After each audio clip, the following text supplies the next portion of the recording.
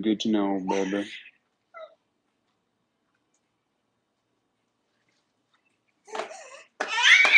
Yeah. I'm gonna just put my phone on this holder. Hello, everybody. Welcome. Welcome to my live. My name is Darin Rios. If you don't know who I am, that's who I am. Just kidding. That's just my name. But I am a personal consultant and life strategist, aka life coach, for lack of fucking better terminology. Welcome to my live. And we just come on here, have a good time, have a good conversation, talk about life, strategy, business strategy, creative strategies. It's manifestation, law of attraction. We talk about all that cool stuff. So, if you want to know more information about me, you can hit the link in my bio. Everything you need to know. If you have other questions, you can always reach out and ask. Other than that, let's get into it. What's up, Sparky? Yes, ma'am. Yes, ma'am. My daughter's going to be joining us today. So,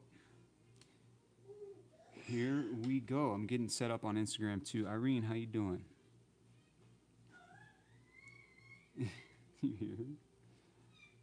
Yes, ma'am. All right. Now, 3, 2, 1. Wickety, wickety, wickety, bam. Okay. Thank you for your sound advice. Thank you. I appreciate that.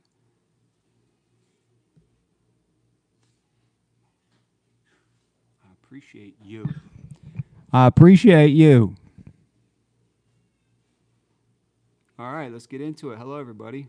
Welcome, Instagram. I just gave a brief introduction of who I am. My name is Darin Rios. If you don't know who I am a life coach. Wait, what did I call it?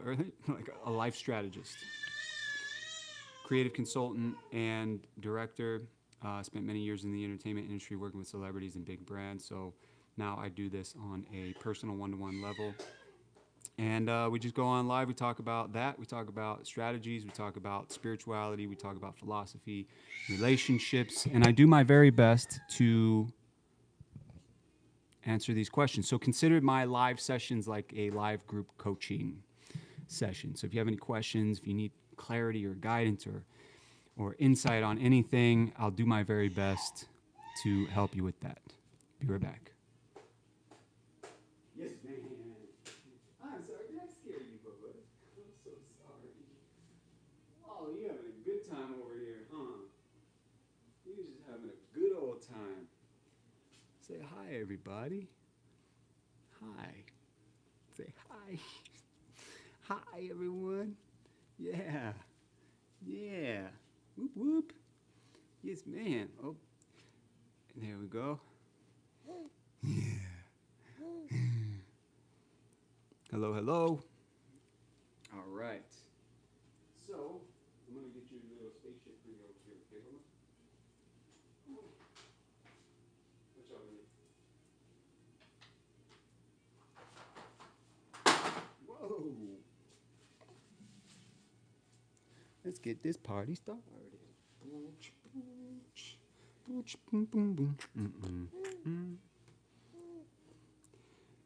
So, let's do it. Thank you very much. Thank you very much. What are you reaching for? What you reaching for? Oh, you want to push all the buttons, huh?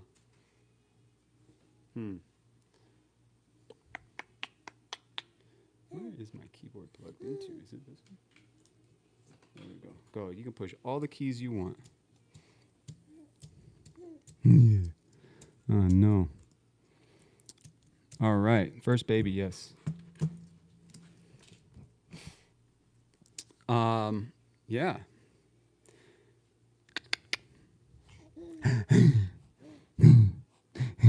Who is that? Who is that? Who is that? How's everyone doing? Where are you guys, where are you tuning in from? Very smart, yes. She's 7 months. Whoa. All right, Mama's ready. Ready, spaghetti? Woo. Woo.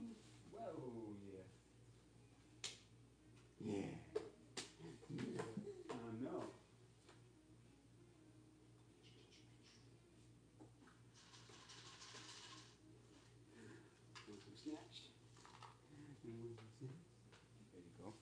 free. Have a blast. Australia, nice. AR, what's her name? Andy Rebel. That is the extent of talking about my daughter. I appreciate the love, but that's not why I'm here. So, if we can get into it now, let's do it. I'm only going to be live for about 45 minutes. So, if you have any questions, feel free to ask. If I can help you find clarity or direction or anything else like that. Why is there it is. What? Where are you going? Where are you going? New Zealand. Okay. That's right. Yeah, New Zealand in the house. New Zealand in the house. Yes, ma'am. I'd love to know your take on work relationships. What about them? What would you like to know about them? What filter are you using? I don't know. Some filter here on Instagram, but it keeps getting overexposed. Canada. Is that Canada? True. Indonesia. Nice.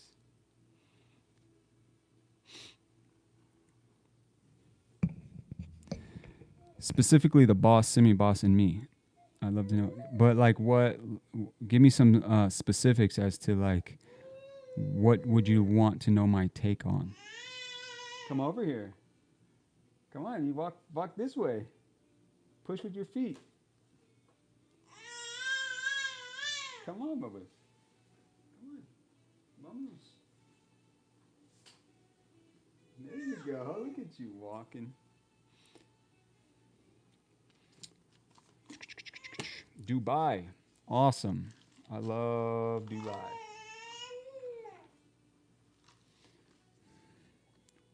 What is it that you do in Dubai? About starting from zero. What about starting from zero? I have a business partner that I think is going through a manic episode, and I have no idea how to move forward. She's had an imaginary disagreement with a headliner that we booked. It has caused immense stress. Okay, so explain that imaginary disagreement.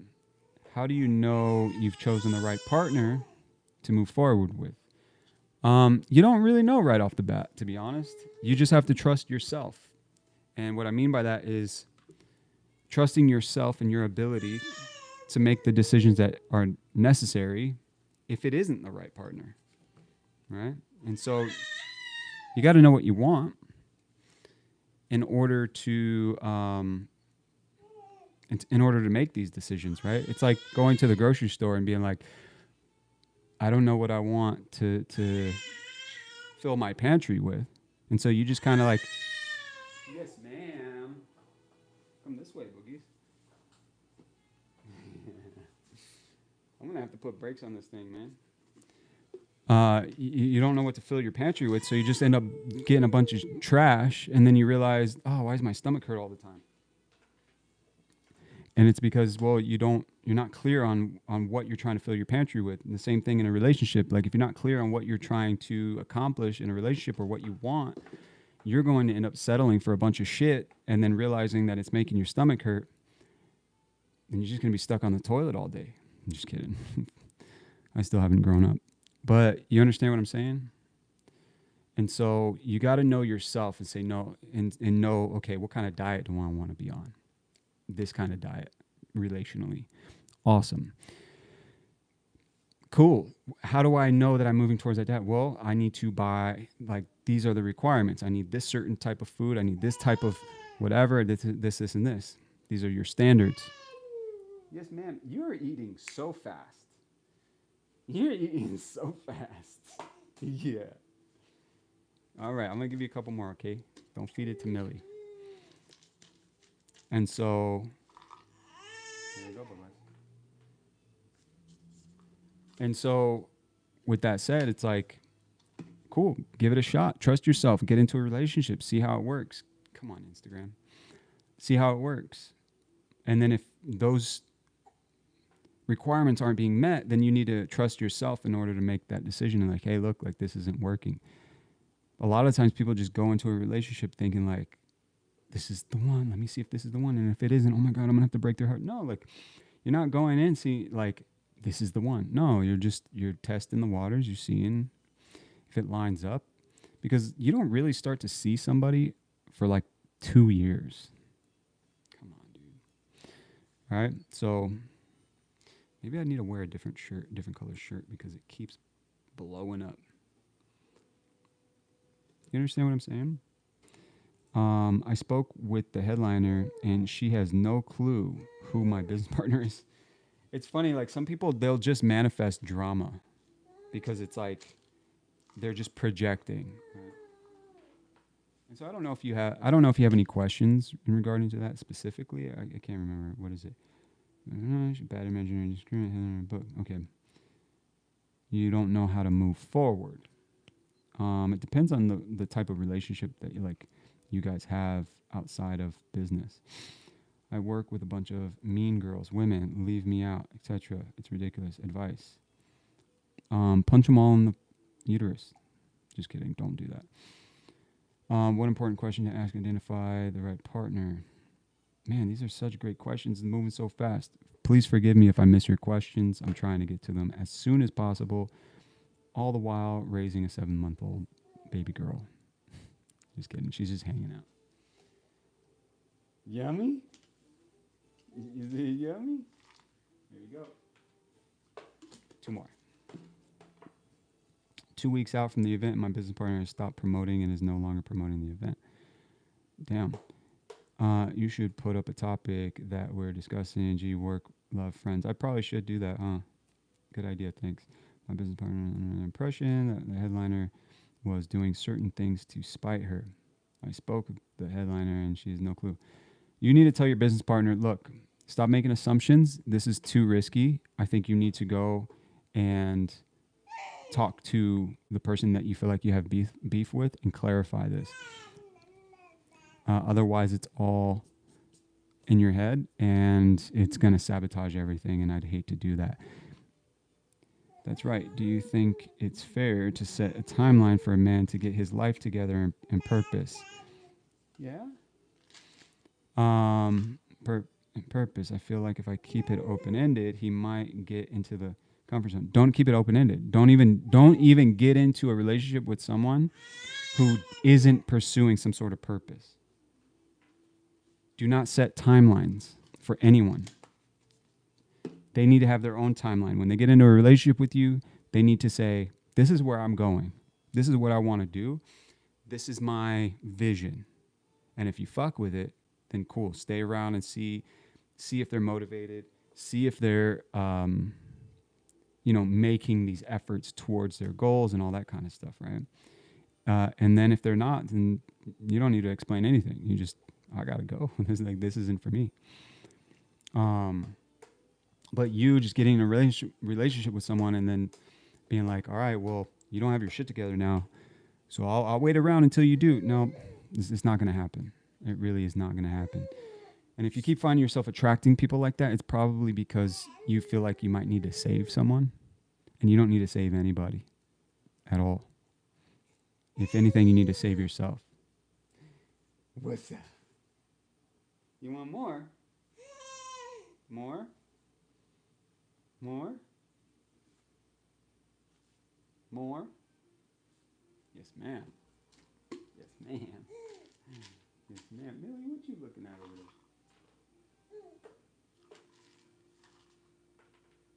Oh, go ahead, Mills. Oh, yes, I'm always the mom or say, yeah. Yeah, because like deep down inside, it's like like that was me too. And that was something I have to be very cautious of, even in working relationships, where I feel like I have, and what I do professionally is I'm really good at seeing things in people that they can't see in themselves, and helping them pull that out and make something of that, right? It's like the very thing that they're afraid of being, but they really want it, but they're like afraid of it. For some reason, they've been convinced that they can't have it. I'm good at pulling that out and showing them that they can have it. And so in doing that, I used to find myself trying to do that for people who did not want it. Like they thought they did, but they truly didn't. And so it's a slim there's it's a slim number of people who actually want to make that change and do that work. And I had to realize like I can't be fucking saving everybody. And at the end of the day, I was breaking my neck to help all these people when in reality nobody was helping me, and then I'd get mad at people because I was, yes, ma'am. Yes, ma'am. Because I was mad at myself for not helping me the way that I was trying to help everyone else. So, all right, YouTube, over here to your question.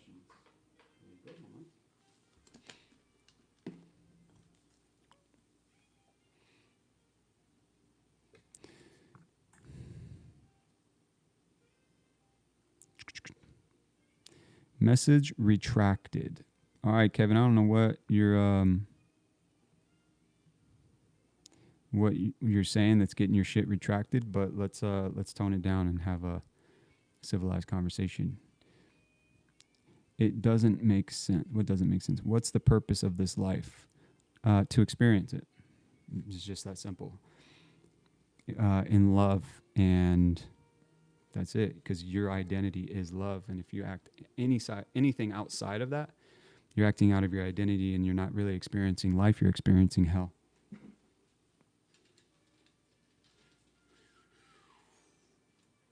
Let's see. Maybe this will work. What's it, dude? Where are you going?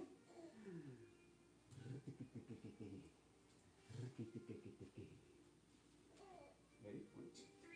Ooh. So, no, I retracted it myself. Okay.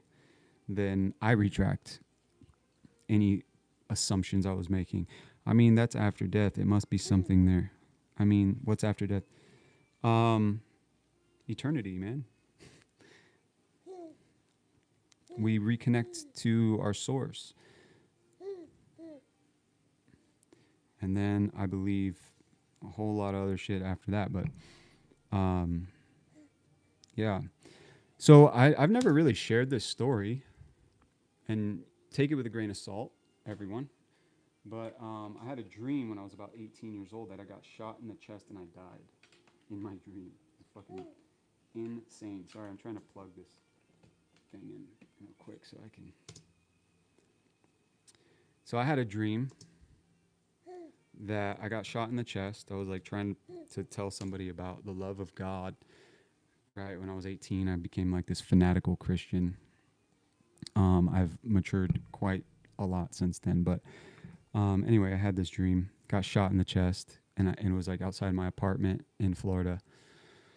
And I died in my dream. Like there was this crossover of like, boom, I was wearing a white shirt just like this, boom, went like that, felt the pressure, felt the blood, all that stuff. It was like, and then I just remember sinking into like the stairs that I laid down on. And then my friend was grabbing the guy who shot me. He was like, yo, what the fuck, blah, blah, blah, like all this stuff. And I just felt the transition between life and death. And it was like, it was very peaceful, to be honest. It was like very relaxing. I was like, God, this feels good. You know, like, okay. And there was no pain. There was no worry. There was no fear. There was pure understanding. Like I purely understood that the guy who just killed me, he just ruined his life. For what? And all I could think was like, man, I wish I told people about the love of God more. And so I had like, after I had that transition, it was like, all right, well now what? Now like I'm dead, and like, what do I do? Like this is the real shit now. And so, more boogies. And so, man, that dream really fucked me up in a good way, because it really made me think about how I wanted to spend my life. And not on like, like what do I want to do with my hands, but what's the message I want to give with my life? And it's an inspiring message of God's love, the love of God and who we are in relationship to that. And not some like religious bullshit or anything like that, but like really, here you go, bum. But like for real, you know. And I was a part of mega churches all through the United States. Joel Osteen's church, I was a leader there. I was a leader in a mega church in Orlando, Florida, and I was a leader out here in Los Angeles in a church called Mosaic. And cool people, like I met, great community, all that kind of stuff, but that isn't, it wasn't right. Like it was insane, like crazy shit. Like it's just businesses. You start realizing that it's like, oh, and anyway, you start realizing what's real and what is not when it comes to like that spiritual world, right?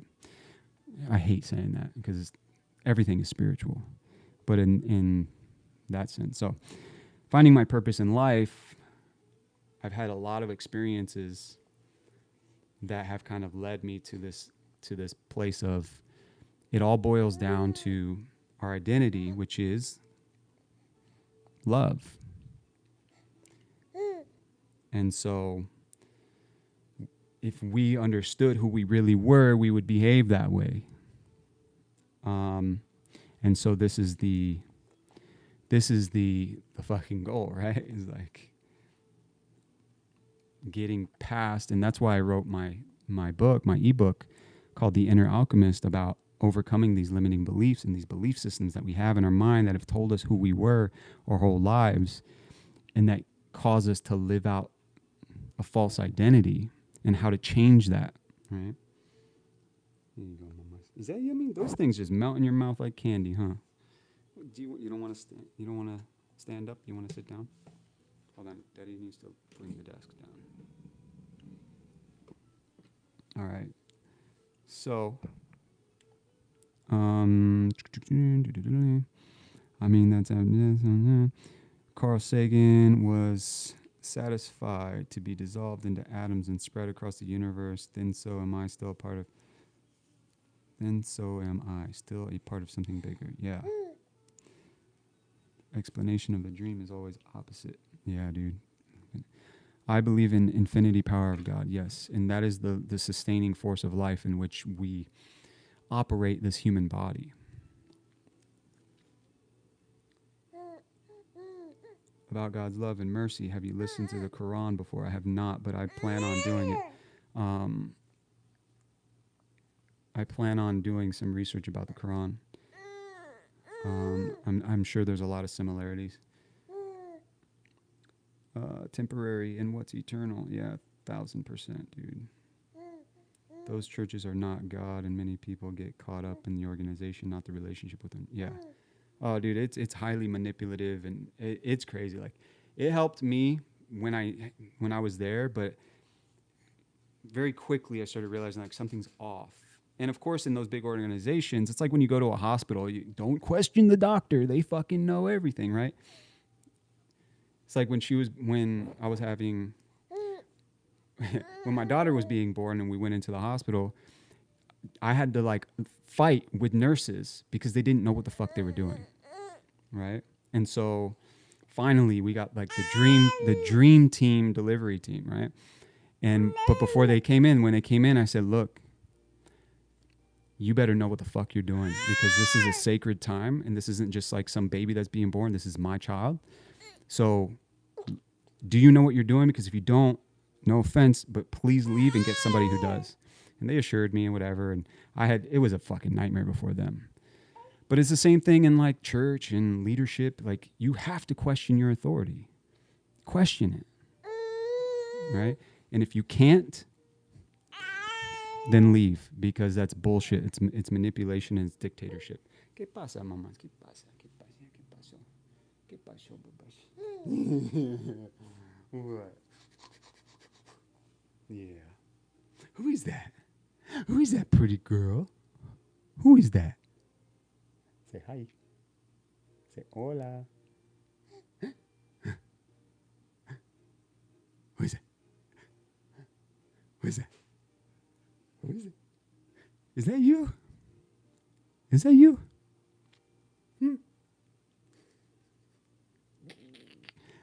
Hey, hey. So yeah.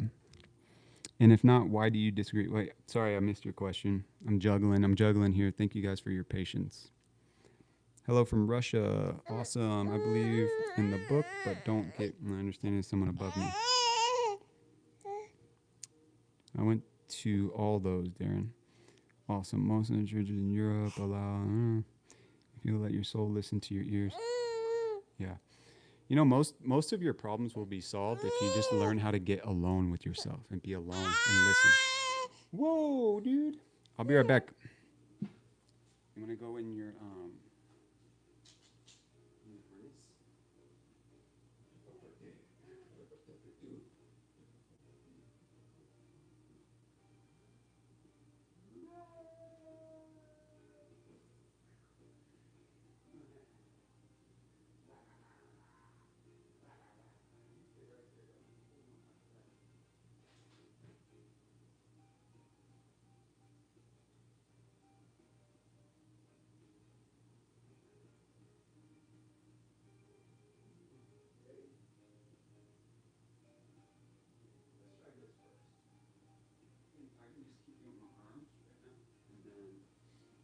we'll just raise the desk. How about that? We don't have to sit down.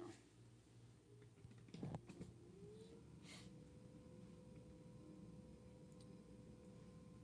hope nothing's stuck down there.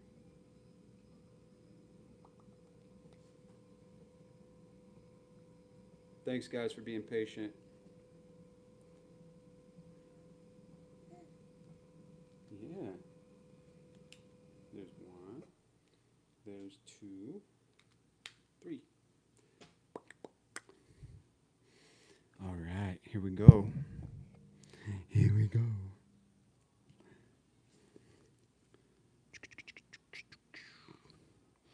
How do you navigate this life considering all the opportunities we have and the masks and disconnection due to social media?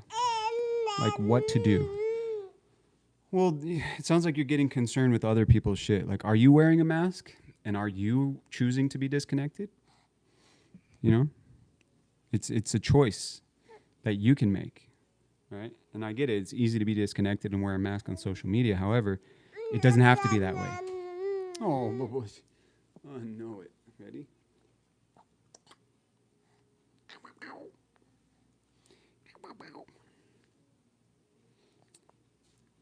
Do you believe that the purpose of life itself is a test? No. I believe that the purpose of life itself is a gift and is an expression of pure love. Love isn't a feeling or anything like that. Love is a choice, and therefore we are expressions of love who have choice to either accept that we are love or deny it, because that is the very nature of love, is choice. Right? No.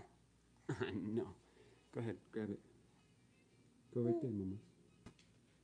There you go. Good job. Good job. You are so accurate. You're so precise. Ooh, nice drool. Nice drool. Right on my watch. You know, you just cleaned it up a little bit. Yes, ma'am. So if we choose to love, then yes. And love doesn't always look like, I love you. Sometimes love looks like an ass whooping. It protects. Love protects, right? So, like, because I'm love, right? And I love my daughter very much. And I love people. Well, if somebody tries to harm her, I'll destroy them. Period. Because love protects. Right? Here we go, Bambas. Ready? Yeah, man. Go.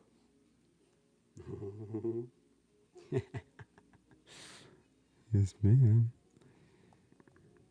What's your opinion on agnostic, um, where you believe in a higher power, but you just don't like know what it is, right? Is there a on the left? Yes, ma'am. Yes, ma'am. You want to try to go in here? No, you side eyeing like that. Wow. Look at this dude. Where did this come from? What? Where did that come from? I didn't see that. Did mom get that for you? Yeah.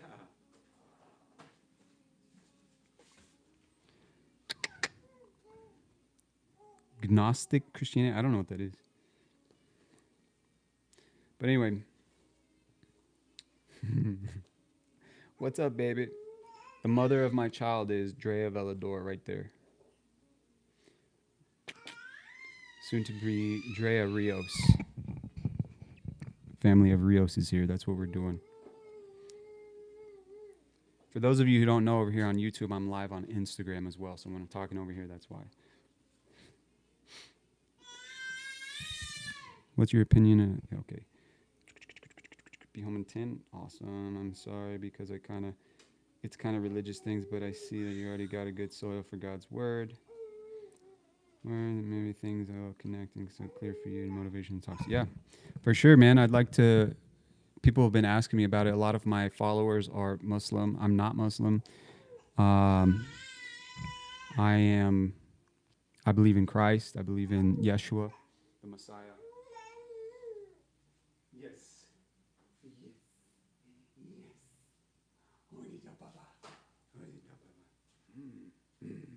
Who is that? And that is it. This is boring for you. This is boring. This is boring. This is boring, huh? But there's people. There's a bunch of people. Oh, you see that? You see your crunchy box. That's what it is, huh? Here we go. I got you, puppies. Ready? Here we go. Here we go. 1, 2, 3. Yes,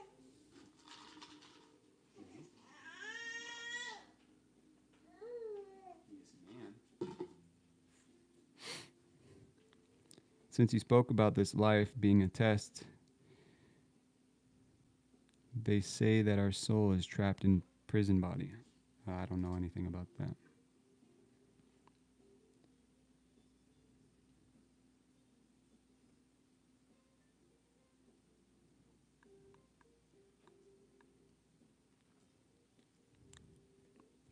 It's very interesting, though.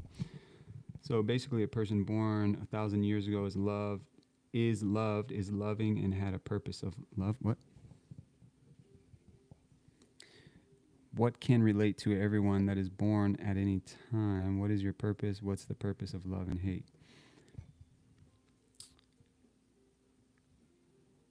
I'm not sure what you're asking. Such deep questions. This is getting interesting. Yeah. Welcome to my live. Love is the fabric of reality as we know it. It is beyond comprehension. It is infinite. It is eternal. It is pure. It is God. Love is God. It is outside of human comprehension, never ending discovery. Like, it is eternal. It is perfect. It is good. It is expressive. It is beyond comprehension, yet discoverable. And so the mind in which we're living in now, based off of all of our past biases and all this kind of shit, can't even begin to fathom. It's only when you let go of that you might get a glimpse and understanding of what it truly is.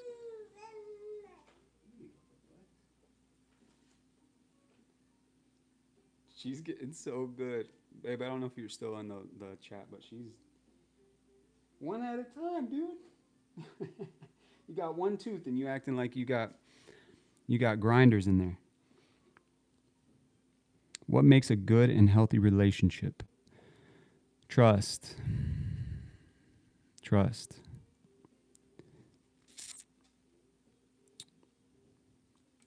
So why do we have the choice of living? Because that is the very nature of love, to choose. For instance, if you say you created something, right? Say I created this, I don't know, this guy, right? And then I am love, and all that I do is love. You got one right there, Mama. There you go. And then I say, now I'm giving you a part of me that will sustain you so that you can be an expression of who I am, because love expresses constantly. It's in its nature to express. Okay. And because of my nature to express and is in, I'm creating you through that nature, right? You have choice. Because it wouldn't be love if I said, now I created you and I'm forcing you to choose your identity, love, who you are. I've set you up, and now here's the final drop. You can choose to accept it and behave in that manner, or act in chaos and disregard your nature, love, and try to define good and evil for yourself and love for yourself. And therefore, you'll never be able to do that apart from me, because in the code that I've written inside of you. Yes, ma'am. Yes, ma'am. So there cannot be love without choice. Oh, Mama's coming, Lois. If there is no choice, then it's not love, it's control. Typically, my daughter and I are on a stroll right now, and she's napping in her stroller, but it is way too hot outside. So we stayed inside today, and she's very chatty. So thank you for your patience. I do not know Zerka.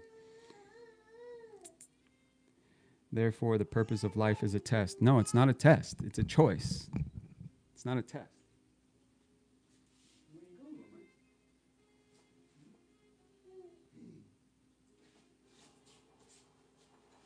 Yeah. I know.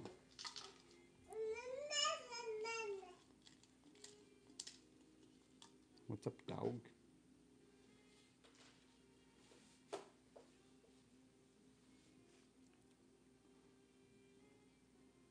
Yeah, I don't believe it's a test.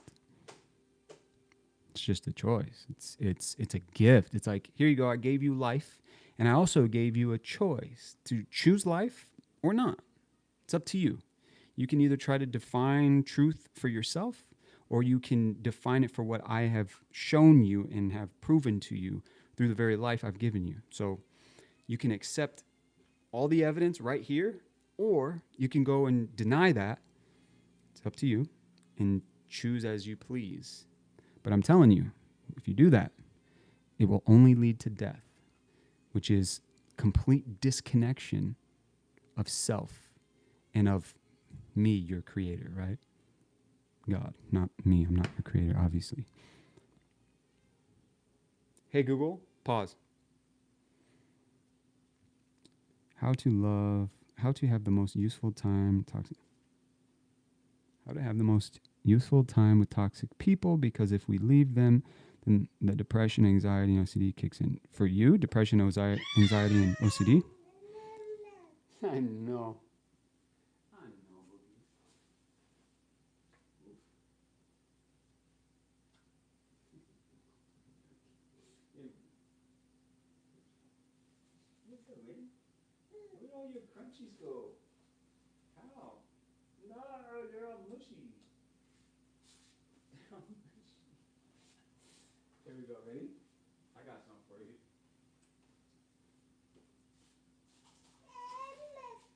Mama's coming.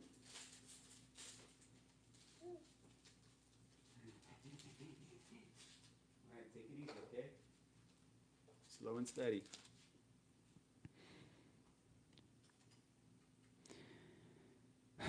Toxic people, because if we leave them, then the depression. By the way, death symbolizes the loss of religious faith and divorce, as well as poverty. Most people in spiritual plan. How do you feel living in this world? Very blessed. It's a wild ride, man, and it is what you make of it. And so once you understand that you are the creator of your reality and how you choose to see reality is up to you, then you can actually appreciate life. Otherwise, you just become like this cynical victim, miserable person who essentially lives in hell. And yeah, it's a choice. The greatest gift of God, one of the greatest gifts, if not the greatest gift of God, is choice. You get to choose, right?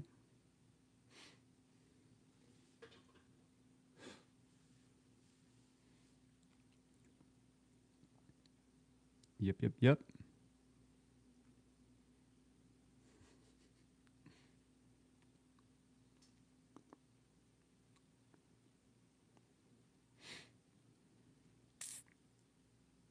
Is there scary shit that happens in the world? And are there things that I'm like, fuck, like, I have a baby. I gotta protect her. I got a whole new meaning of life. Yeah, sure, but what the fuck? You're just gonna live scared your whole life and not like experience things? You're gonna die anyway. It's not the end. You might as well fucking go out with a bang. You might as well live, like really live and experience and share that experience with other people, because even in pain, it's through those situations that we get through that we learn something. And when we learn something from our pain, we're able to connect with other human beings who might not know how to learn through their pain. And so when we share ours, it's like, oh shit, like we're connected. And so, yeah, we might have individual perspectives,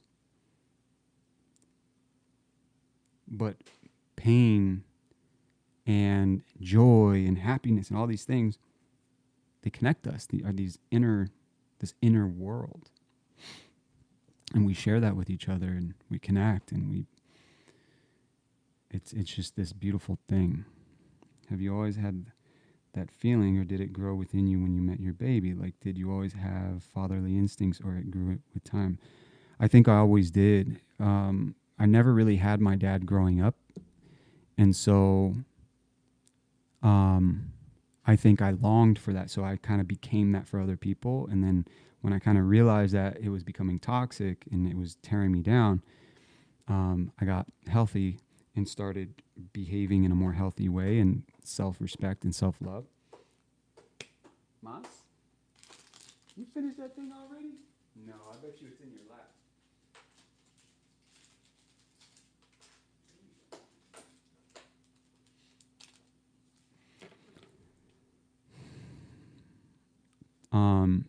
And then when I had my daughter, it's a different type of instinct that kicks in. It's like life has a whole new meaning. Or what do you feel blessed deeply? So much. If you guys knew my story, and then you see me now, yeah, and you okay? Take it easy, man. The obvious, but yeah, what I get to do for a living, like what I'm doing right now, this is what I do for a living. I work with people one-on-one at this kind of capacity, and I get to help people discover themselves and their potential and live out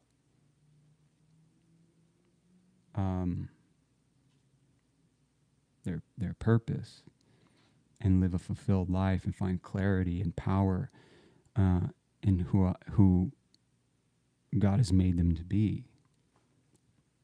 And so that I'm deeply blessed to do, and it's taken me, it is not no easy road getting here. Yeah, the relationship that I'm in, my daughter, my dog, the apartment that I have. Yeah.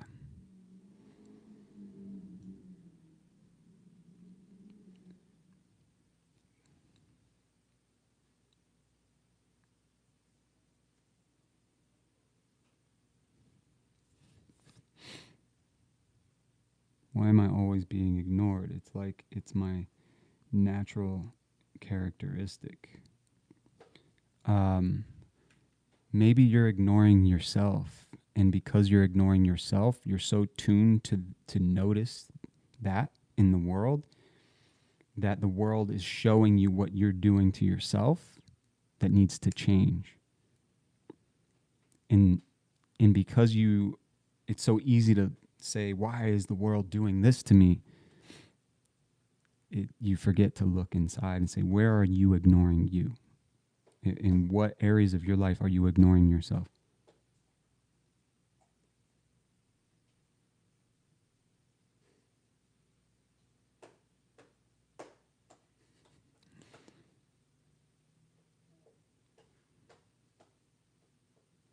Yeah. And I felt that way before too. Like, why are these people rejecting me? Why, like, I try to connect with these people and they don't know. And it was like, I was trying to like get all these people to like be for me what I needed to be for myself. And it wasn't until I was for myself what I needed that then that stuff started flowing to me. One sec.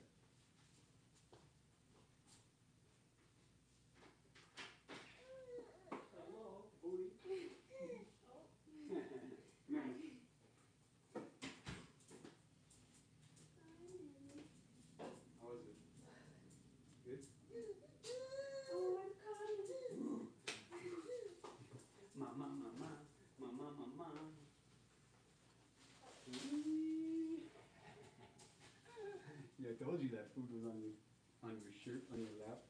I gave her crunchies and stuff, and they would just like disappear. And it turns out they're just on her lap. Millie. Oh, good girl. Hi, baby. Who is that? Who is that? She's coming. She's gonna wash her hands, okay?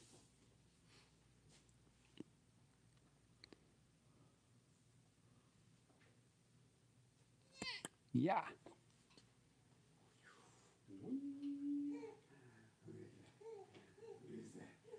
Who is that? Who is that? Who is that? Wow, you. Hi, Bubba. You and your dad? Did you have fun? Yeah. Want some milk? We tried to go on that walk, dude. It was too hot. Yeah, I figured. Like, I got to the taco spot and I was like, no, there's no way. I have to go to the emergency. Put some to the back today. Yeah, it's crazy. When I was standing there, when I saw you, it was like, it was scorching right there. I was like, And it dude. looked like from the window where I was standing, it looked like kind of cloudy. Yeah. Yeah, it got cloudy. Like, there was no direct sunlight, but it was like a couple times, but it was just too much. Bedtime for me. Thank you. She did not. No. This was great. Bedtime for me. Thank you for the live stream. Yeah, you're very welcome. Thank you for being here. I appreciate it. If you guys don't subscribe to my Instagram, you can subscribe to my Instagram or just follow me there. All of my subscribers have access to me via DMs and questions. If you need help, if you need guidance, it's like basically just consider me like your text coach, right? If you subscribe to my Instagram, you have direct access to me. You can do it for a month, or you can do it on a subscription, like a continuous subscription. So Just want to let you guys know that. Boom, boom, boom, boom, boom, boom, boom.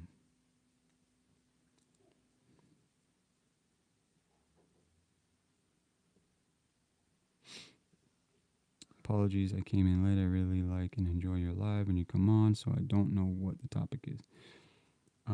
You sure wrote a lot of stuff here. It's difficult to like read all of that.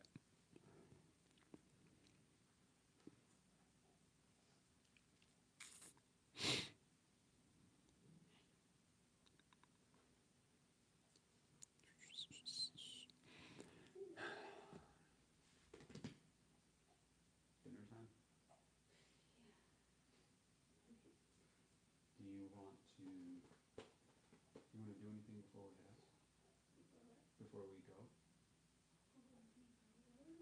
Eat. Take a minute, dude. Take a minute. How to shut the OCD down? No.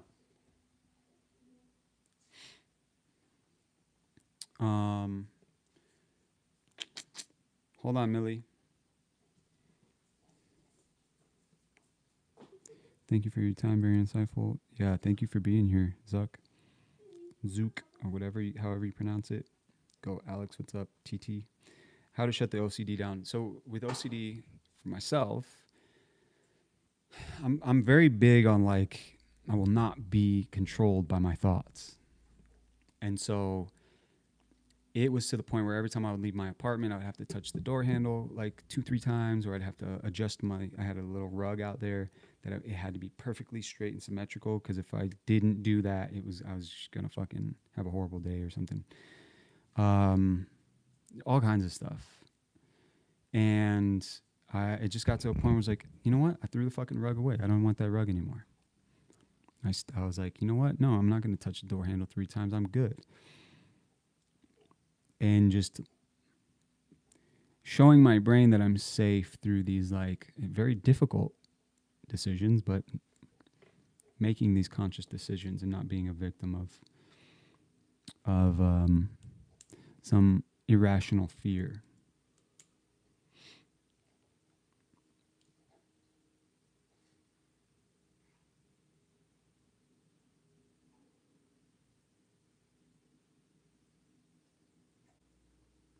And so over time, in practicing that, it just would begin to fade. And every now and then it tries to pop up, but I don't let it. I get right back to work. How do I try to stay positive when it feels like everything is going down?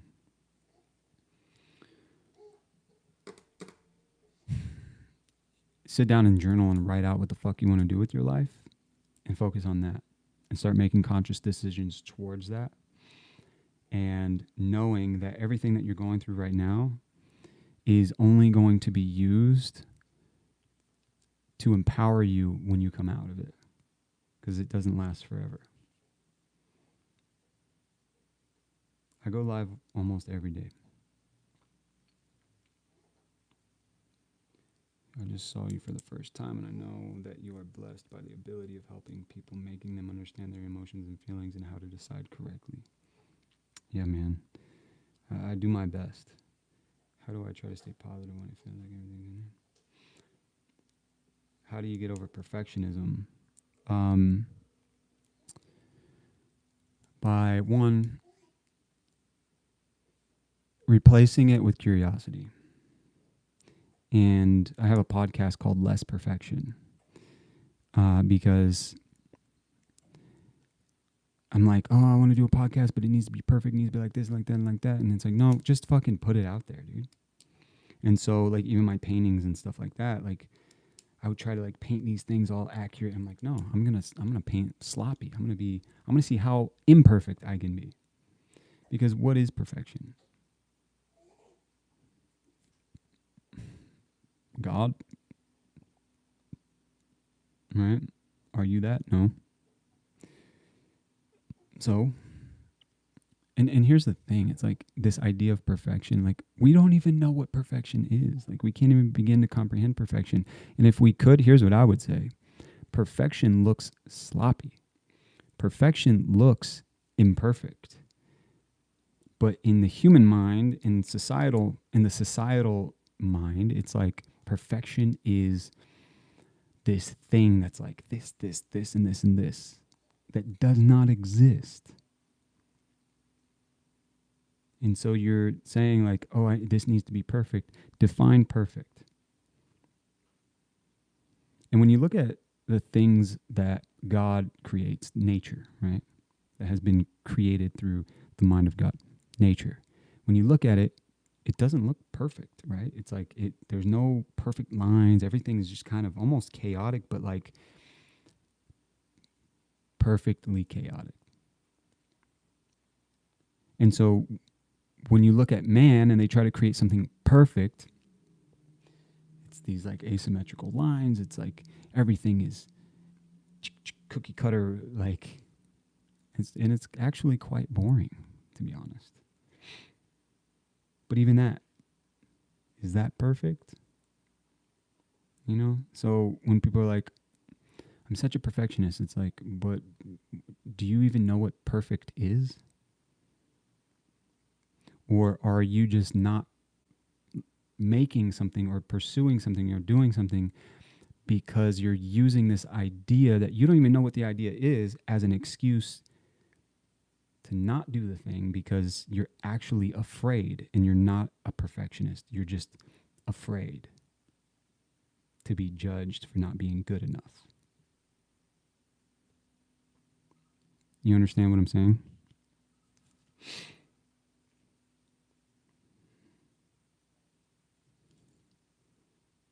Those are limits. I feel like if I'm not doing it the best way, I'm wasting my potentials and take the chance from other people to see them. That's valid. So do it the worst way, or do it the best way that you know how. And if it's not the best way, then figure out, okay, what could I have done better? But don't stand still just because you don't have all the answers. Because the answers aren't found in one place. The answers are found in motion, from moving from one place to another. But this perfection mindset is like, I need all the answers right now in order to go. It's like, no, you need this answer right now. Just one, just one, to go to the next. And then when you get to the next, you're going to have more answers. And then you're going to get to the next, you have more answers. That's the adventure of life. You got to lean into that shit. It's terrifying, man. I get it. But so fucking what, man? So is sitting still waiting for all the answers that will never come. That's terrifying too.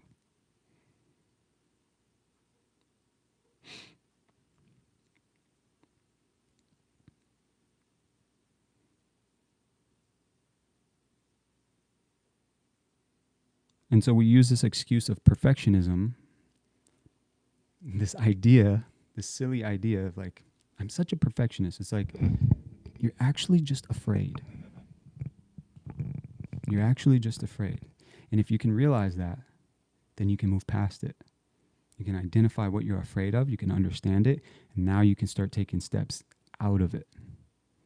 And then you realize it wasn't about being perfect in the first place. It was about being enough.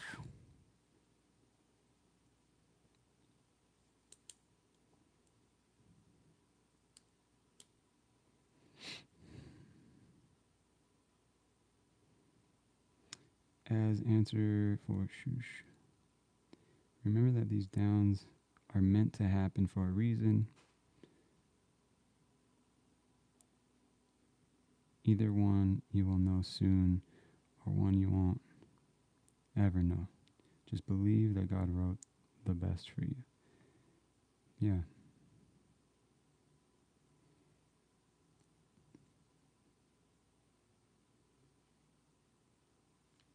Yeah.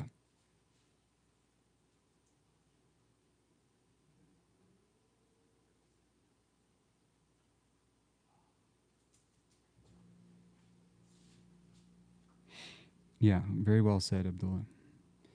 And the thing is too, it's like, I don't know. I like to believe that things happen for a reason. Sometimes the reason is like you're an idiot, and that's why that happened. So don't be an idiot anymore, right? But for whatever it is, it's like, yeah, maybe it's a reason that you're an idiot, or maybe it's a reason that you're not an idiot. You just something that's outside of space and time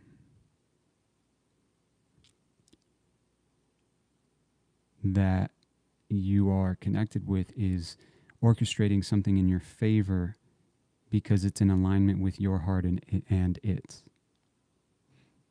Who knows?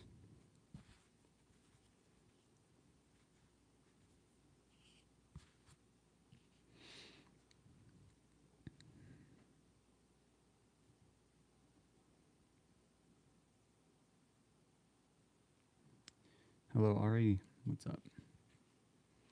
It's like my part-time mission. True.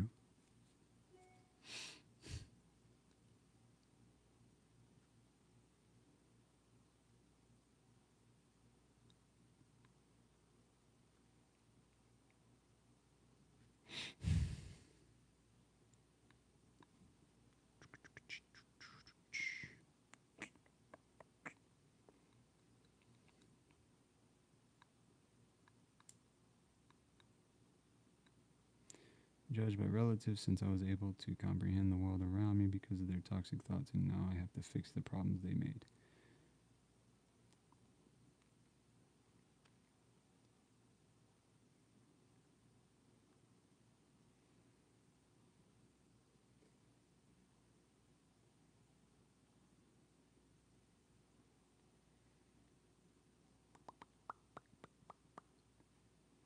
Hello from South Dakota. What's up, Kitty?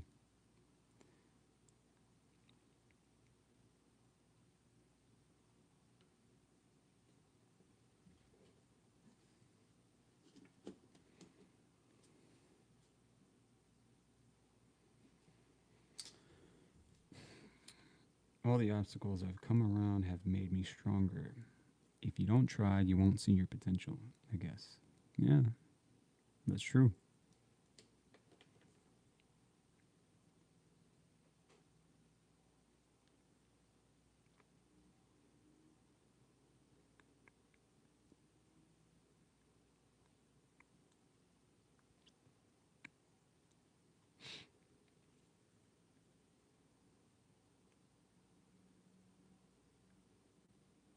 Your pregame. That's awesome.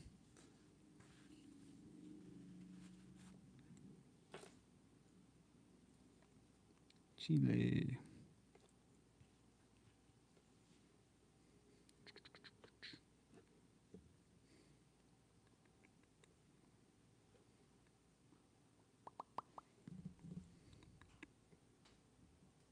Whoa, dude.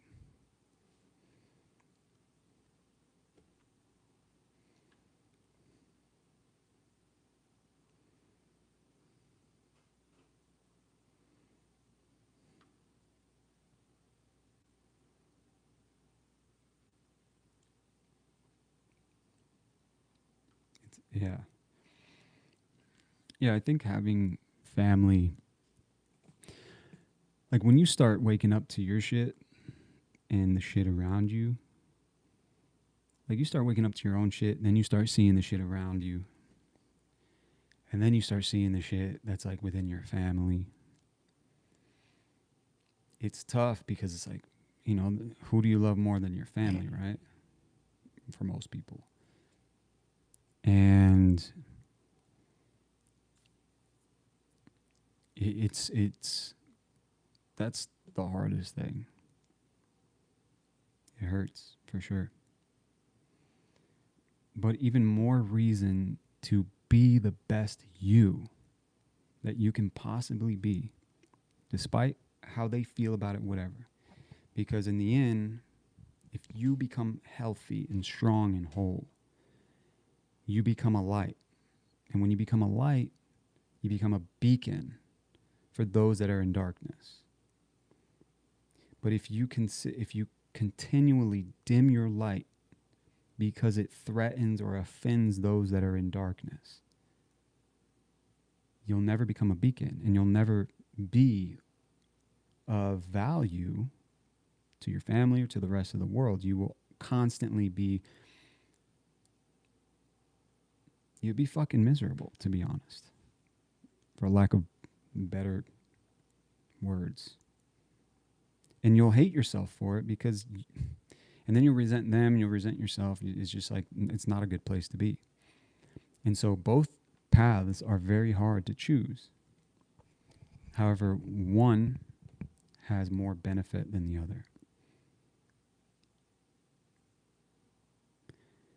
And so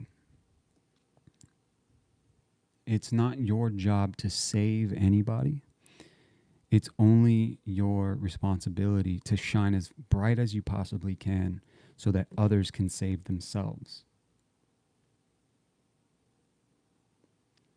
And if you're not doing that, you cannot find happiness and fulfillment.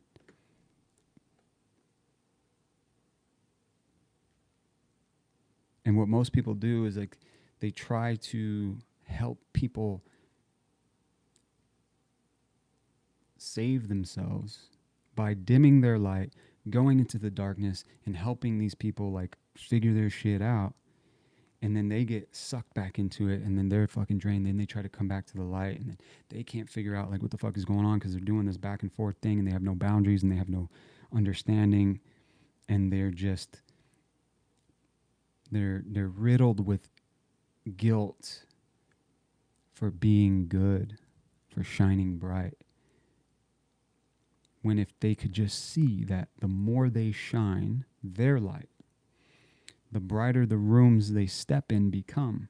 And anyone that is in darkness in those rooms will begin to see without any of their actual doing for those people. They just show up and be. And then it reflects. And they'll be hated for it, but they'll also be praised for it.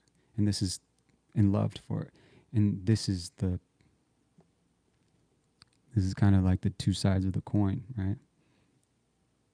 But at the end of the day, it's not about being loved or hated. It's not why you do it. You do it because it is the only true option. And you reflect and you emanate that light.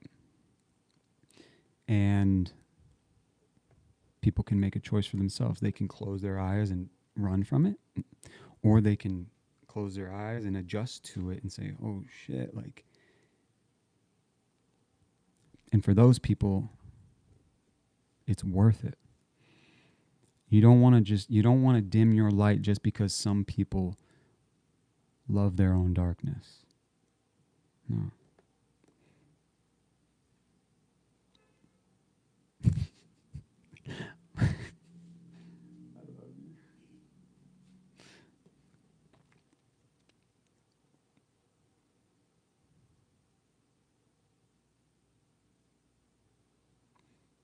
You guys with me here?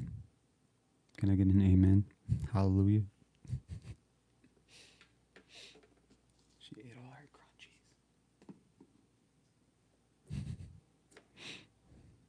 crunchies. Mm-hmm.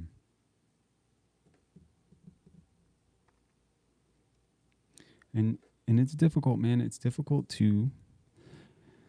Well, first, let me say this: just because something's difficult, that's not an excuse.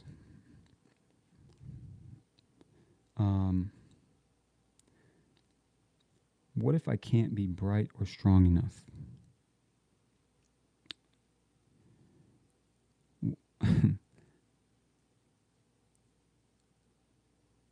That's not true. But if you want it to be, then it will be.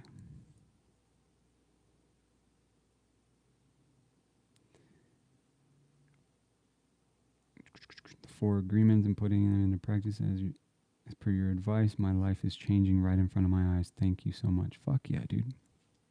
I love that.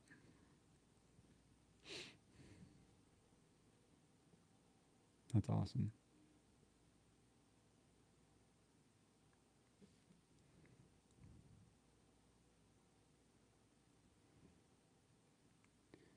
But first of all, I appreciate your vulnerability in saying that, but that's bullshit. What if I can't? There's no what if I can't. There you can.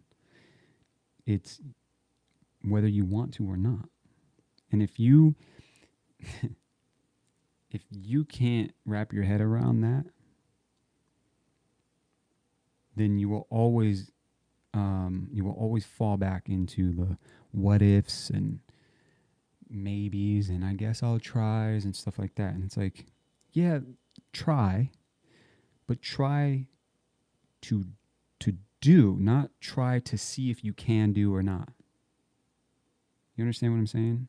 It's like if I am passionate about a particular thing I've never done before, I'm gonna try it, but I'm gonna try it not to to be like, no, I'm gonna try it to figure out how to do it. There is no like I'm gonna try this and then I guess I can't do it, right? And so that's a really bad analogy. But like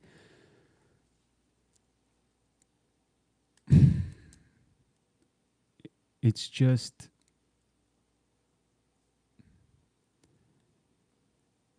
what if I can't shine bright?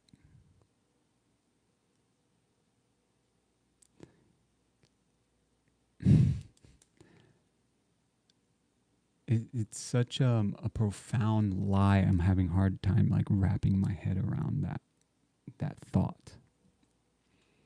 You don't need anyone's supervision. You need yourself. Many people say that the giver will be empty at the end and no one will help him. I don't agree. It's like a debit and you will get back to you. Yeah. Oh, 100%, man.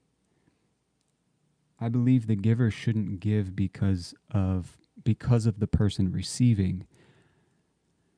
I believe the giver should give because of the very nature in which their identity is rooted in.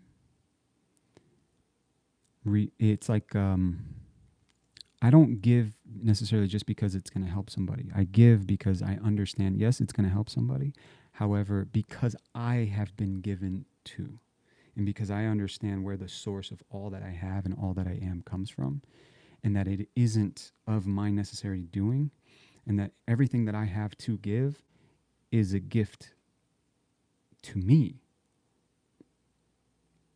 and that this life doesn't belong to me.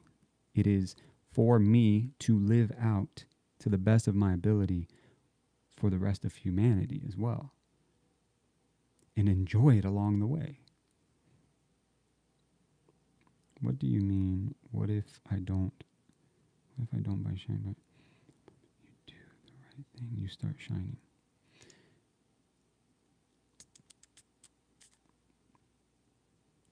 I don't know if that person is still in here.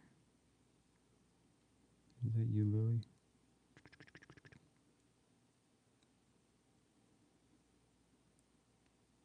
Yes. What if I can't be bright or strong enough? If you choose that, because it's a choice, it's not what if you can or can't, it's whether you choose to or not, then you'll be fucking miserable. And that's your choice. And God will honor that choice. I heard somebody say one time like hell is what was it? Like hell is God's monument to humanity. Some shit like that, where it's like it isn't a place, it's a state of being. And God will honor that if you choose it. So like if you're choosing to well, this is it, and I'm choosing like I'm like fuck my life and fuck these people and blah blah, and like you're blatantly choosing to be a miserable person, that's your right. And God will honor that. And it's heartbreaking, to be honest. But because God is love, He'll honor your decision. And if you choose to live in hell, the hope is to let people make their choices and let them see that their choices, what they thought they wanted, they don't. And me personally was living in a way that was just not okay for many years. And I had to fucking do it to know, like, this is death. This sucks. This is not it. Like, this is miserable. I thought this was what I wanted, but it's like, God, I'm fucking dying inside.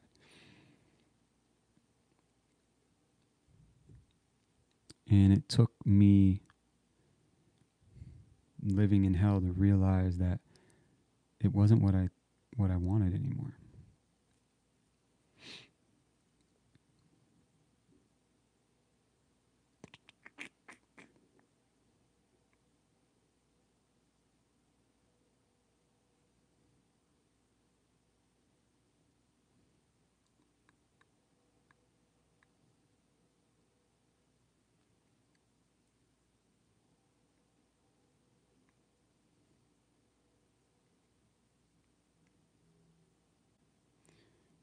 The story of the fish, you can't traumatize it into frying. I feel like I've heard that. How does that go again?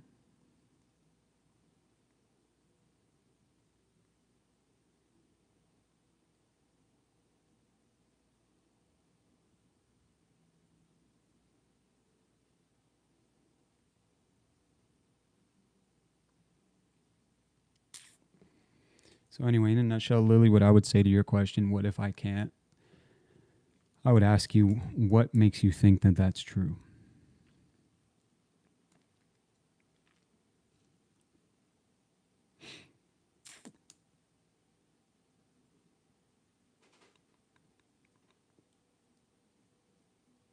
Flying. Oh, okay. Frying was like, fried fish?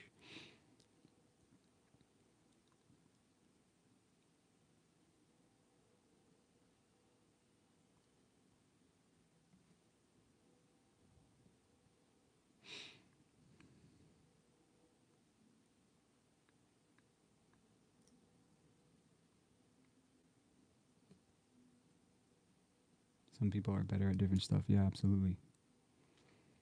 And it takes risk in figuring out what it is that you're better at. And it took me many years of chasing certain dreams only to achieve them, even though I felt like I didn't, to realize this isn't what I want. But it led me to where I am today in a purpose-filled and purpose-driven life.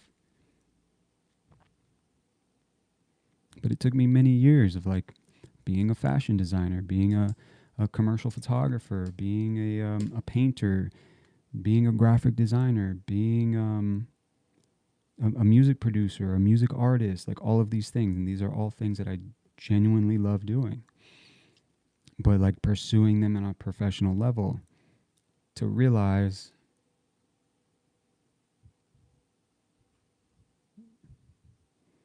no, this isn't what I want to do. But I did it, and I gained a whole wealth of knowledge through all of these things, which is great, which helps me serve at the capacity in which I do today in my career as a consultant and a life coach.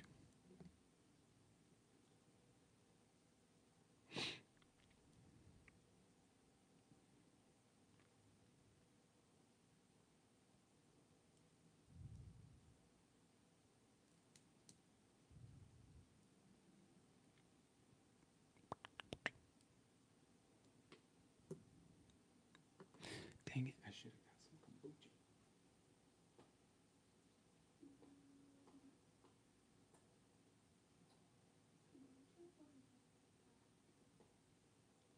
Probiotic drinks.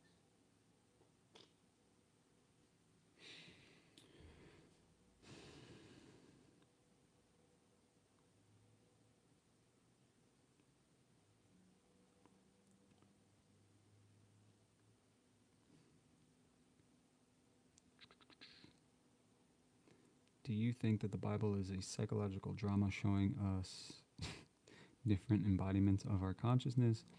or you think it is a recording of actual past events. I think it's a recording of actual past events, and I believe there is quite a lot of poetry in there and creative writing and metaphors and descriptions and just very artistic language. When it was written, you have to understand, pen and paper wasn't just like something you get and just do. It's like to have parchment paper and like something to write with was like having an expensive computer in today's day and age. So to do that, it's like it's not just this easy thing that you do. So when you write shit, you don't waste that. And so it's very intentional writings. And a lot of the philosophy and a lot of the descriptions and stuff like that that are in the Torah and the New Testament scriptures and scrolls is historically and scientifically sound. And these people are writing about shit thousands of years before science has even begun to discover things on a quantum level. So, been suffering for years, believing we had to do this or not.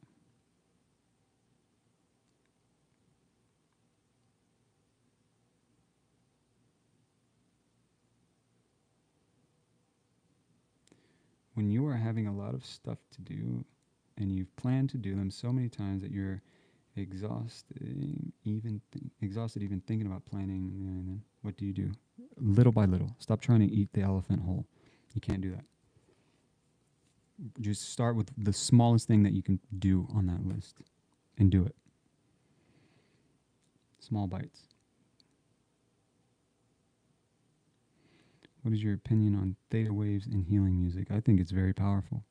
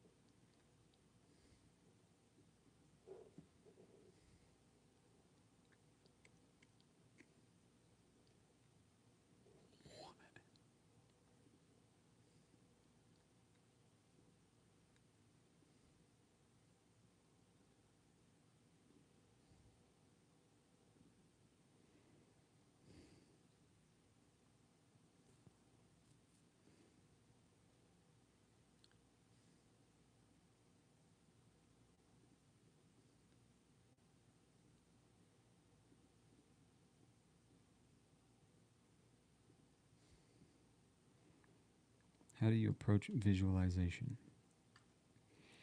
I don't understand what you mean. How do I approach that? When I visualize things, it's like, okay, what do I want? And then I don't know, I just visualize it. I don't know what you mean by how do I approach that.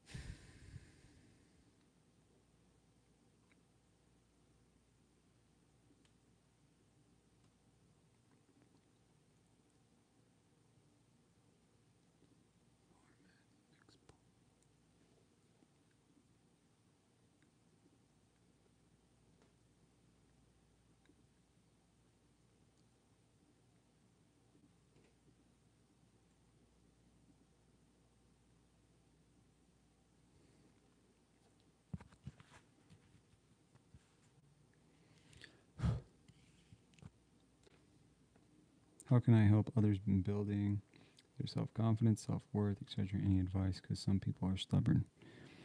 By doing it for yourself and just sharing your experience.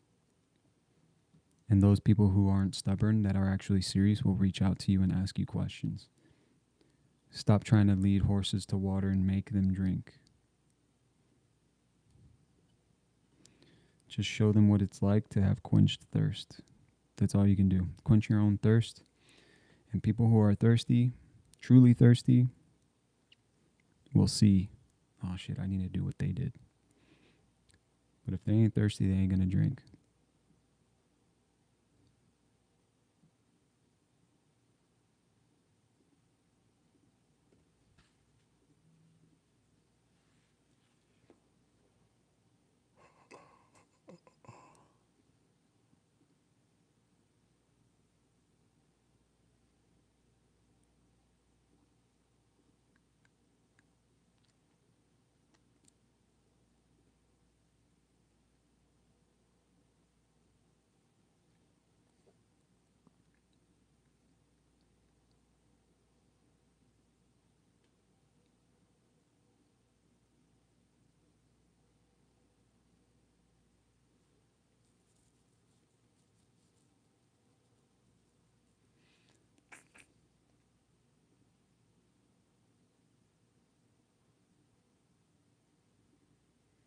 How can I reshape my financial beliefs for the better? By identifying where they're fucked up and then creating a vision of where you want them to be and a plan. And once you do that, ask yourself, how did they get fucked up in the first place? And then start doing the inner work to create new beliefs around these things that will lead you to the vision that you have set forth. So for instance, you believe that money is scarce and is limited, and therefore you are always running out of money and you never have enough, and you're always scrambling. Okay, well, that belief comes from somewhere, and it's showing up in your reality. Where is it?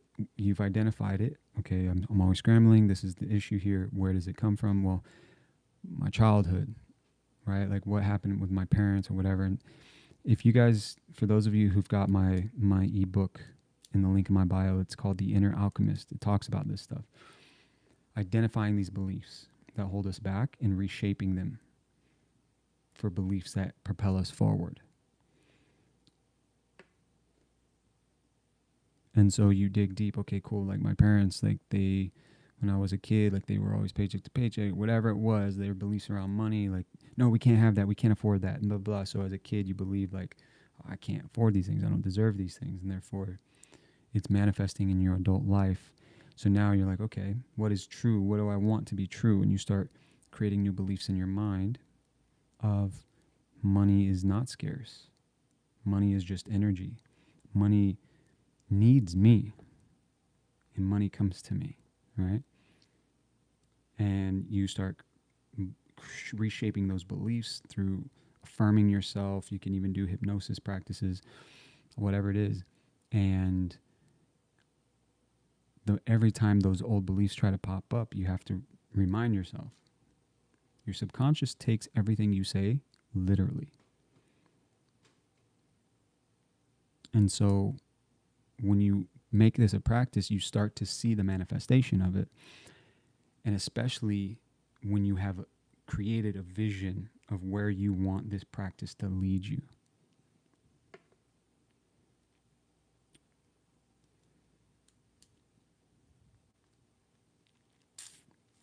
It's like you're in a car and your GPS had been programmed to just go in circles, and all you've ever done your whole life was make left turns. That's it. And you realize, fuck, I keep repeating the same shit over and over and over again. Okay, well, how do I change this? Well, you need to go into the program and you need to set a new destination. Okay, the new destination, great. I'm trying to go to Santa Monica. Great. It'll tell you how to get there, right? It'll show you the directions and how to get there. But it is up to you to make the choices to make that right turn instead of the left every single time, and go straight and stop, and whatever it is that you need to do and follow, that's going to get you to this new outcome. And the more that you do this, at first it's going to feel weird. You're going to start making right turns when your whole life all you've ever done was made left turns, and it's going to feel weird and out of place, and you're going to feel lost because you're going to be in places that you've never been before, and you're going to feel uncomfortable. But that's okay, because you're moving in the direction of where you ultimately want to go, because you've put it in your GPS, you've made it clear. It's when people don't have a clear vision and then they try to change their beliefs that they end up going back to their beliefs, their old beliefs, because, well, they don't know where they're going. And so the moment it feels like they're lost, they just turn right back and go right back to where they've always been, fall right back into those beliefs and say things like, this self-help stuff doesn't work, these affirmation shits don't work, hypnosis doesn't work, none of this stuff works. It's like, no, you just didn't have a clear vision of where you're trying to go. So you just resorted back into your old ways because that was familiar and comfortable. And so it's important to have this clear vision before you start doing that inner work and that stepping out of your comfort zone. Because the moment it starts getting scary, you can fall back on, I know it's scary, but it's going to lead me to where I want to go. You understand what I'm saying?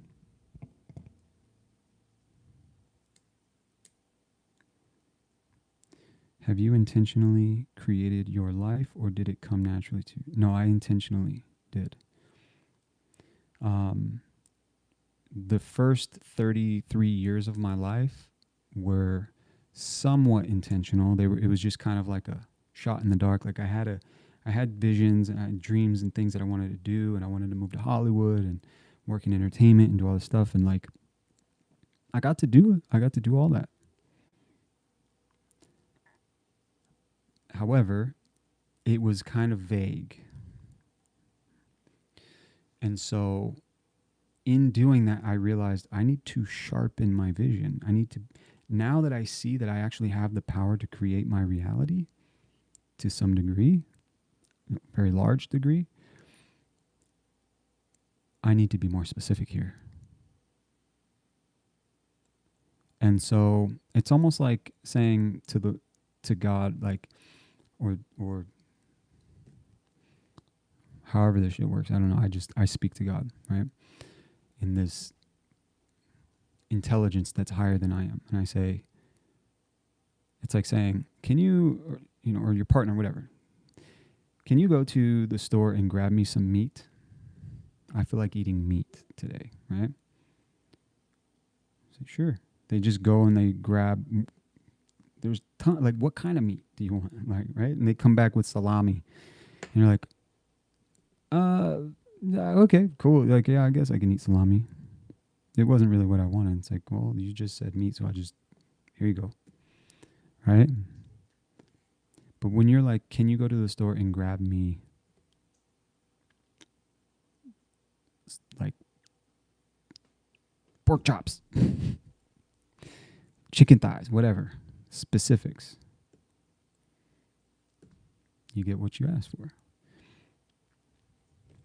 And so for me, it was like, I want to work with people on a one-on-one capacity, a handful of people every year, make X amount of dollars. I want to be in a happy, healthy relationship. And I want to do this for a living. I want to have freedom in my life where I can do X, Y, and Z. And at first I'm like, this is scary. But I knew that it would happen deep down inside because I saw what had already happened in my life. And so now it was like, I need to be more intentional with the life that I want to create. And I am beyond grateful to see what has manifested in my life. And it all started with like, I knew I had to end a relationship that I was in. I knew I had to let certain things go. And it just making some really, really hard decisions. And then just trust that things would unfold if I started moving in the direction of the life that I wanted to create for myself. Because where I wasn't it. And I had to let go of where I was. And that shit was scary. So I get it. It's terrifying. But do it anyway. And things started to unfold. Like when I made those hard decisions, some things that I did before I made those decisions was like a silly TikTok video that I saw about manifesting a blue feather. And I was like, fuck it, I have nothing to lose. I'm going to try it. This manifestation, see if this manifestation thing works. And I did it. And then I made all these hard decisions because I knew I needed to change my life. And I made the hard decisions. And like a week after, crazy shit started happening. Because now it was almost like as if my life was open for new possibilities in the direction of where I wanted to go. And I find this blue feather. And I'm like, you gotta be fucking kidding me. And it's right here, as a matter of fact. And it's a real bird's feather, like blue through and through. At a park that there were no other feathers around, under a bench that I randomly chose to sit and have lunch with a friend.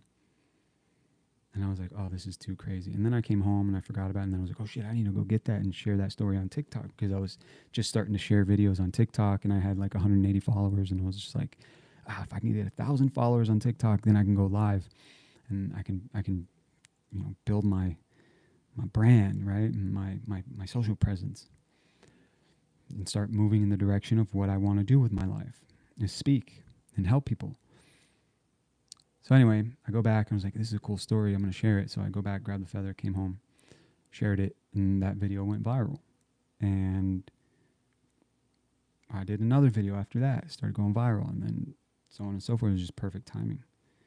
And I went from 180 followers to now 500 and some thousand followers. And like, not just there, but it like trickled over into Instagram and then YouTube. And I got my first 10,000 followers in like 2 weeks. But that began to lead me to the life that I now have. And I started going live, and I was still hurting and dealing with shit, but I was trying to help people and work through my shit and share my experiences. And then I had people come in my life, and one of them is the woman that I'm with now. And I met her through TikTok, just going live and showing up. And now we have a beautiful family. And it was what I wanted.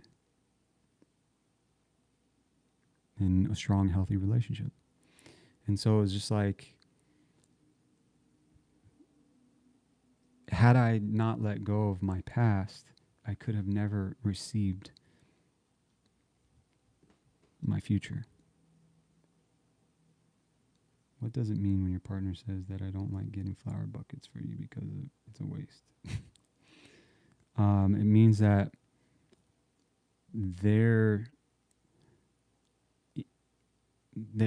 your wants are not as valid as their opinions.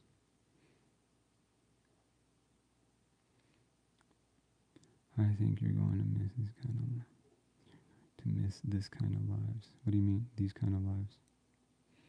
What do you mean?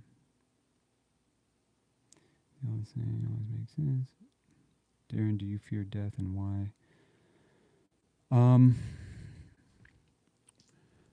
Yeah, I mean, to a degree. It's like, fuck, like, moment of truth, right? But at the same time, it's like, I used to live my life in fear of death. I don't quite do that anymore. I've just kind of accepted, fuck, if I'm going to die, I'm going to die today, if that's the case. Fuck it. So I'm going to live, how can I live in this moment fully? Death is the constant reminder to live in the present in all of its entirety. Death doesn't have to be the reminder that, oh my God, life is over and now I need to be afraid. It's not a reminder of fear. It's a reminder to live full, right? Be present, because who the fuck knows? You know? And when it does come, accept it. All right, cool. Like, here we go. On to the next. You know, the same thing I told my grandfather before he passed. I was like, all right, if I don't see you again, I'll see you on the other side. And you know what's crazy? The day after he died, I had an office downtown in the Arts District. And my buddy sends me this video of a mourning dove that had perched above my desk. And I have the video. I think I should share that on social media. It'd be cool. And it was just almost as if, like, we never had birds fly into our office. And this one day, this mourning dove flies in above my desk the day after my grandfather passed. And I don't know, man. I'm not afraid of it in the sense of I live in fear. I think it's a little bit more of the unknown. So anyway, that was a great question. Thanks. All right, guys. I love you so much. Thank you so much for being here and letting me share my thoughts. He was with you. Yeah, definitely.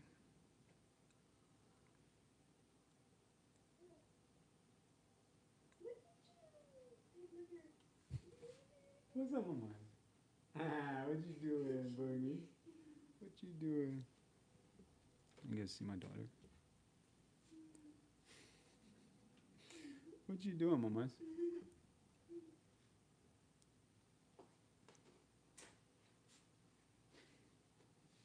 is that? What is that? Do you have a good nap? You ready to go eat?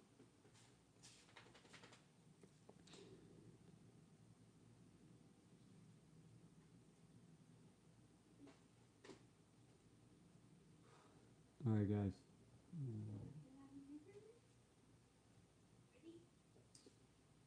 Sorry to hear that. TLP.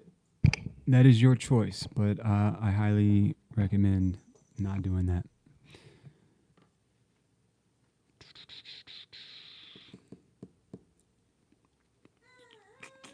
Hey, man, what's up, dude? Good night, everybody. I will see you later.